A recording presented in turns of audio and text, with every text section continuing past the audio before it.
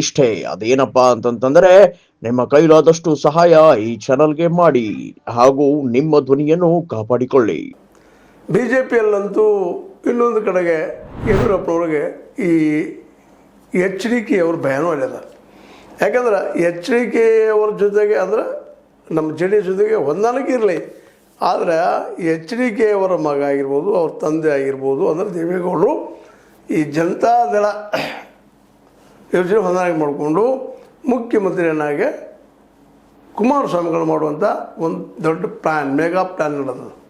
ಹೀಗಾಗಿ ಯಡಿಯೂರಪ್ಪನವ್ರಿಗೆ ಎಲ್ಲ ಕಡೆಯಿಂದಲೂ JDSನಿಂದ ಸ್ವತಃ ಪಕ್ಷದೊಳಗಿನ ಎರಡೂ ಭಿನ್ನಮತಗಳಿಂದಾಗಿ ಸಹಜವಾಗಿ ಯಡಿಯೂರಪ್ಪನವ್ರು ಏನು ಹೆಚ್ಚಿಡ್ಬೋದು, ಸೋತರಂತೆ ಮುಗಿದು ಹೋಗಿಬಿಡ್ತು. ಮೋಸ್ಟ್ ಒಬ್ಬರು ಯಡಿಯೂರಪ್ಪನವರು ಔಟ್ ಆಗುವಂಥ ಸಾಧ್ಯತೆಗಳಿದ್ದಾವೆ ಎರಡೂ ಕ್ಷೇತ್ರಗಳಿಂದ. ಅಟ್ಲೀಸ್ಟ್ ಒಂದರಲ್ಲಾದರೂ ಗೆದ್ದರೆ ಒಂದು ಜೀವದ ಹಿಡಿಯೋ ಸಾಧ್ಯತೆಗಳಿದ್ದಾವೆ. ಯಾಕಂದರೆ ಯಾವ್ಯಾವ ರೂಪ ಪಡಿತದ, ಏನಾಗ್ತದೆ ಹೇಳಲಿಕ್ಕೆ ಸಾಧ್ಯ ಆಗೋದಿಲ್ಲ.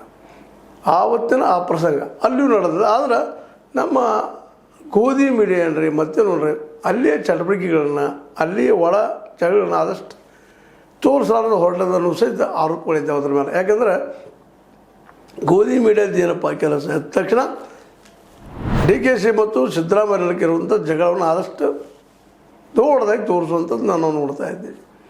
ಅದೇ ಕಾಲಕ್ಕೆ